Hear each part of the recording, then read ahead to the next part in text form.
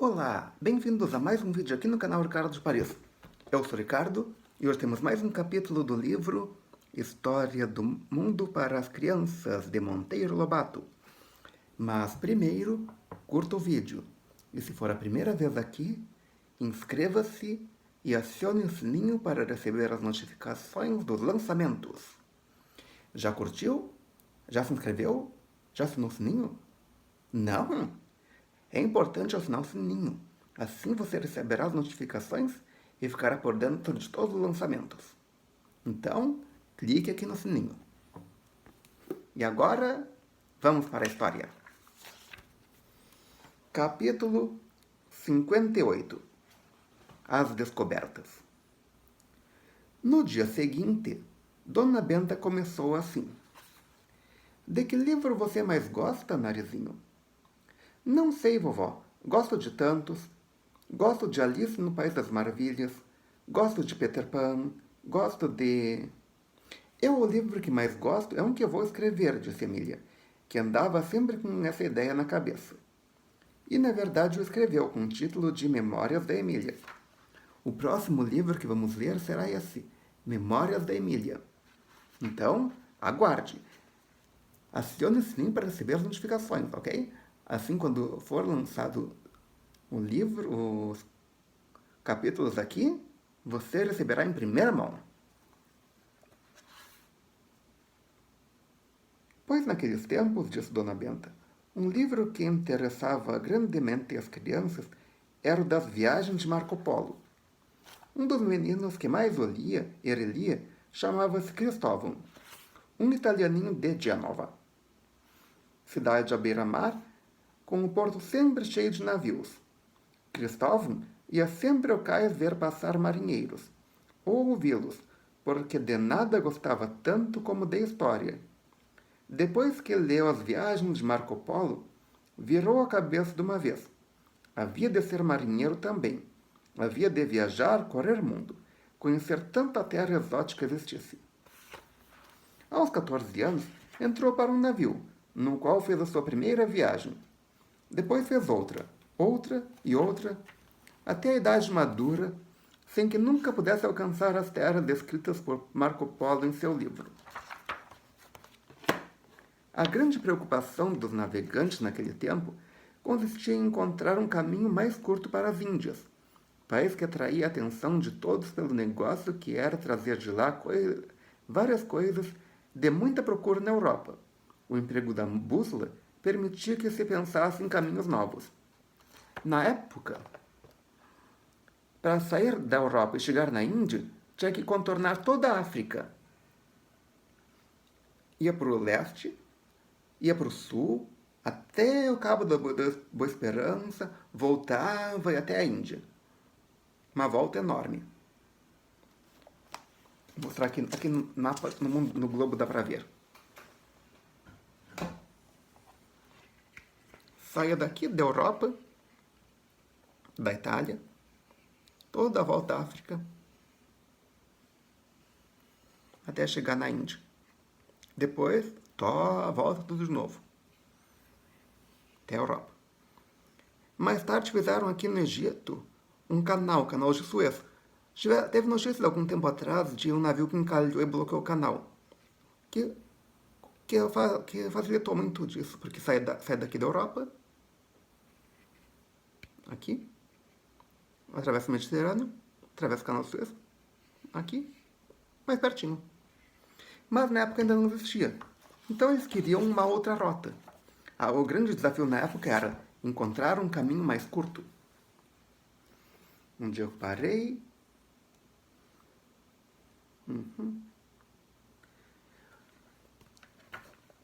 O emprego da bússola permitia que se pensasse em caminhos novos. Coincidia com isso o fato de já muitos livros impressos andarem a correr mundo, entre eles alguns escritos pelos grandes filósofos gregos. Uma das ideias que esses filósofos pregavam era da redondeza da Terra. Cristóvão Colombo leu tais livros, convenceu-se de que a Terra era mesmo redonda, e não chata como pensam os que não leem, e raciocinou assim.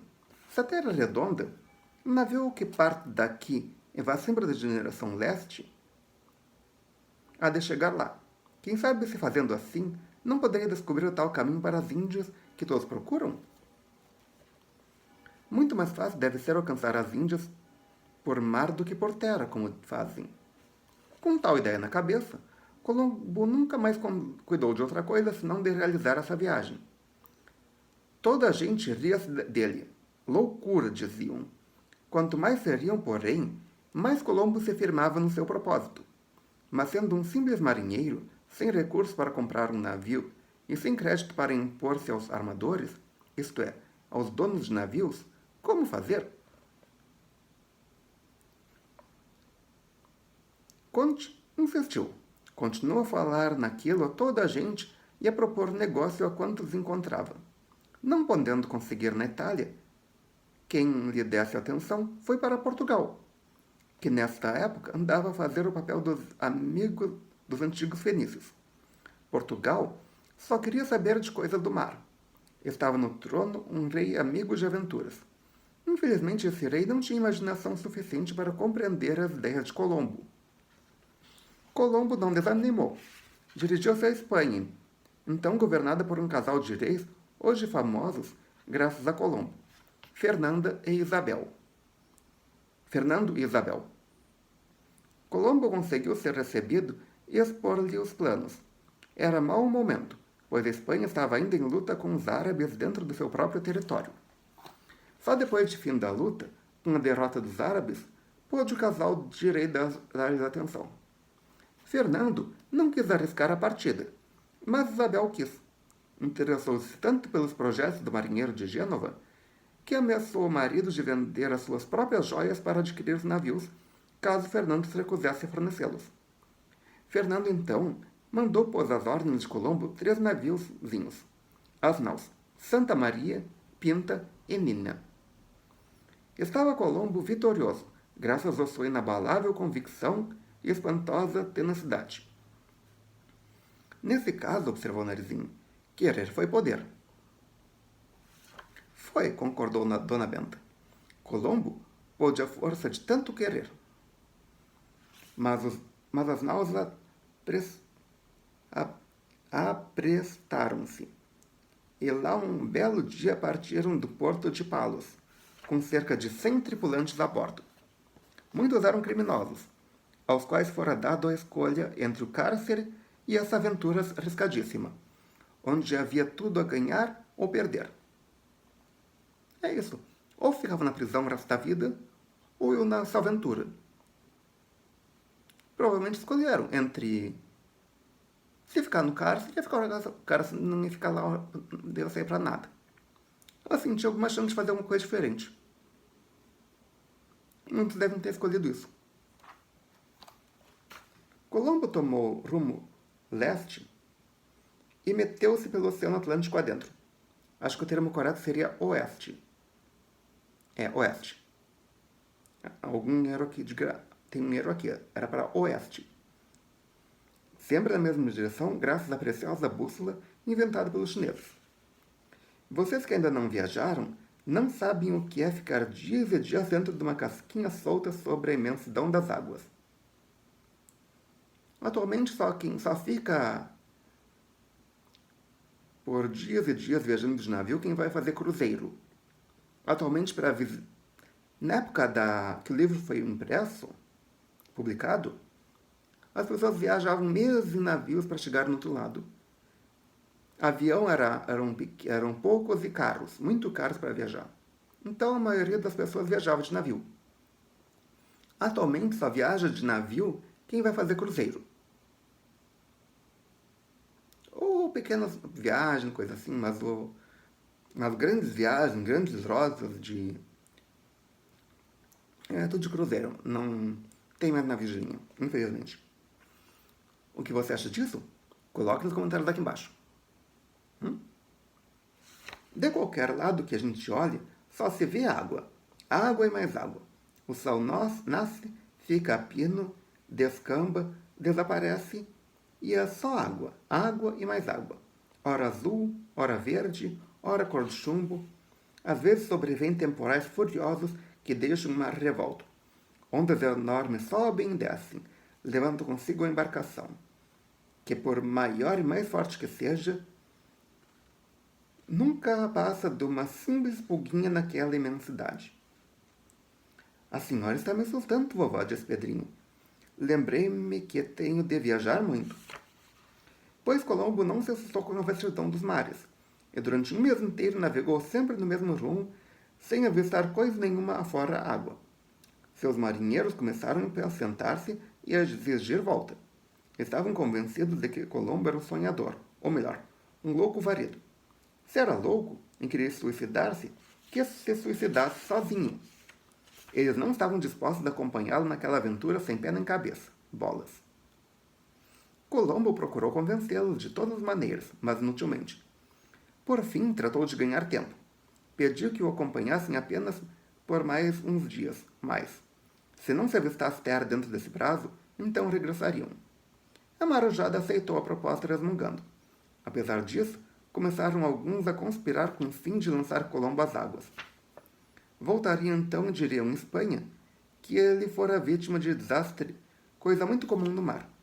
Ou ainda podiam ter dito, ficou doente e morreu. E o corpo? Jogamos ao mar. O que era comum fazer na época. Quem sabe algum outro navegador também tentou fazer essa rota e acabou acontecendo isso e por isso acabou entrando em esquecimento? Jamais vamos saber.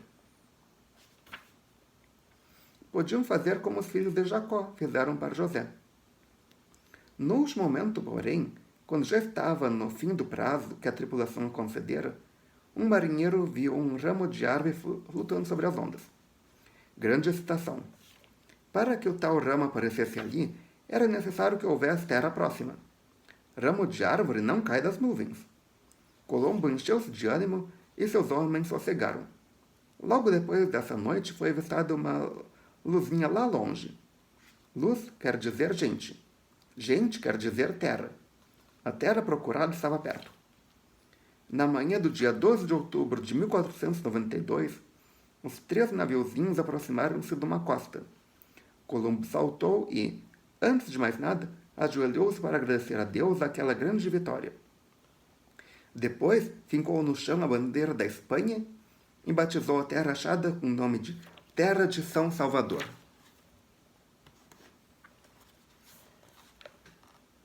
Não desconfiou então que havia descoberto a América? Perguntou Emília. Todos se riram da asneirinha.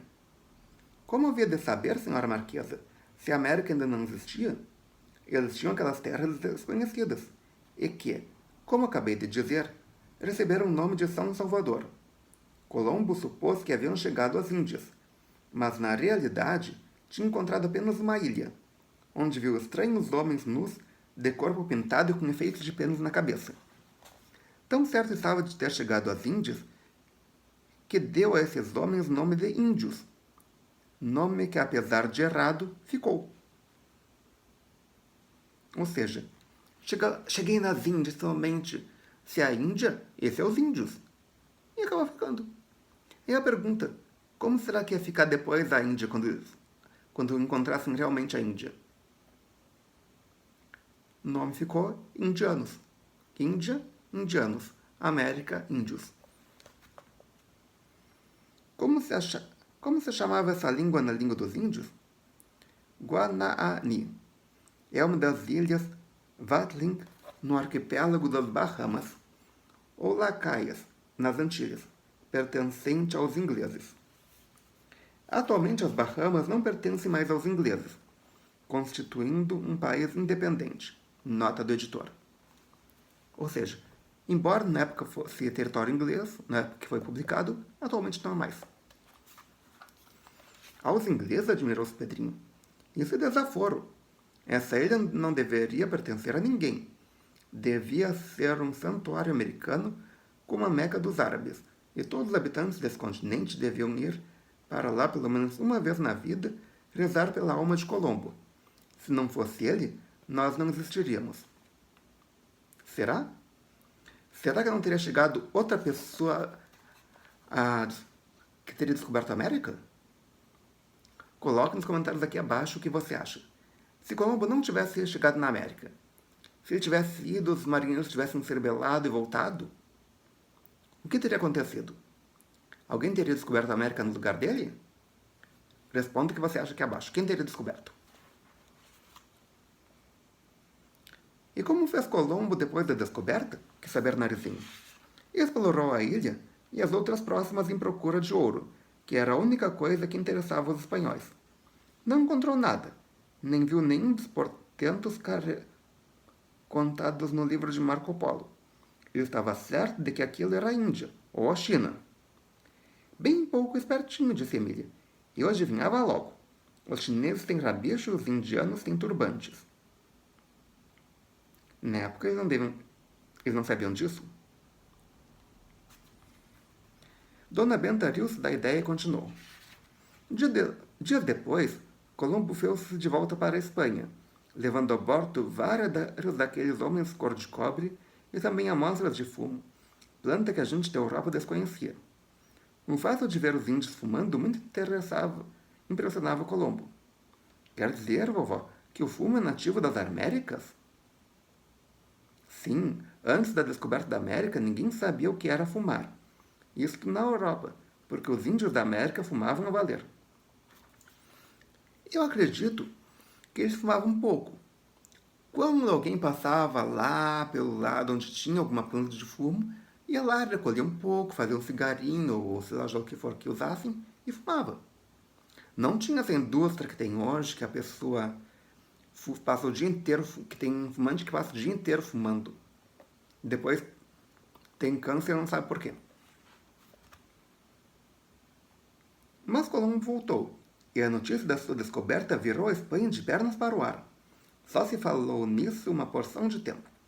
A humanidade, entretanto, é volúvel. Logo apareceram murmuradores procurando diminuir o alcance de sua descoberta. Grande coisa, diziam, muito fácil isso de descobrir terras novas. Basta entrar no navio e seguir para a frente. Assim rosnavam os invejosos até o dia em que, num jantar de fidalgos, Colombo lhe deu uma resposta célebre. Temos o ovo de Colombo, adiantou Pedrinho. Justamente. Colombo tomou um ovo e perguntou quem era capaz de pô-lo de pé sobre uma das pontas. Todos os fidalgos experimentaram inutilmente. Impossível, disseram por fim. Colombo então tomou um ovo e, com uma pancadinha, o firmou de pé sobre a toalha. Oh!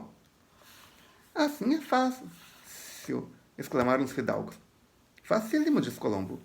Mas depois que eu o fiz. Do mesmo modo, um novo mundo. Facílimo descobri-lo. Mas depois que eu descobri. Sim, senhora. Isso que é responder. 3 outras viagens fez Colombo para as terras novas, sem que jamais percebesse ter descoberto todo um continente. Numa delas chegou a desembarcar na América do Sul. Mas como não conseguisse levar para a Espanha o que os espanhóis queriam, ouro e pedras preciosas, sua descoberta foi perdendo a importância e ficando esquecida. Chegaram até a acusá-lo de crimes, numa das viagens à América, e prenderam-no e mandaram-no acorrentado para a Espanha. As correntes que teve no pulso, Colombo as guardou por muito tempo em sua casa como memória da maldade e ingratidão dos homens. Afinal morreu, quase completamente esquecido, não tendo sequer o gosto de ver o seu nome ligado ao continente que revelara. Um mais esperto, Américo Vespúcio, lhe empalmou essa glória. Mas há a Colômbia, vovó, observou Pedrinho.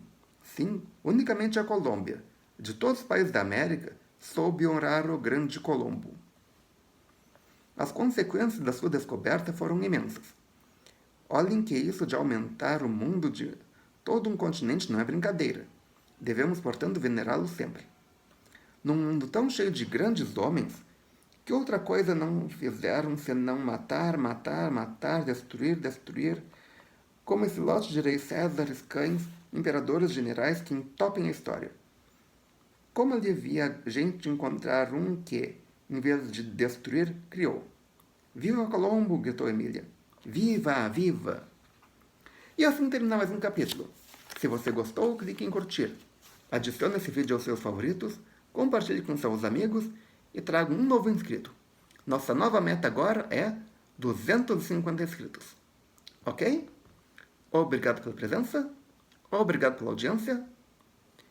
Até amanhã com mais um vídeo. E também aguardo sugestões de novos quadros. Deixo aberto para vocês o que vocês querem ver aqui no canal. Então tá? Então, mandem sugestões e melhor possível.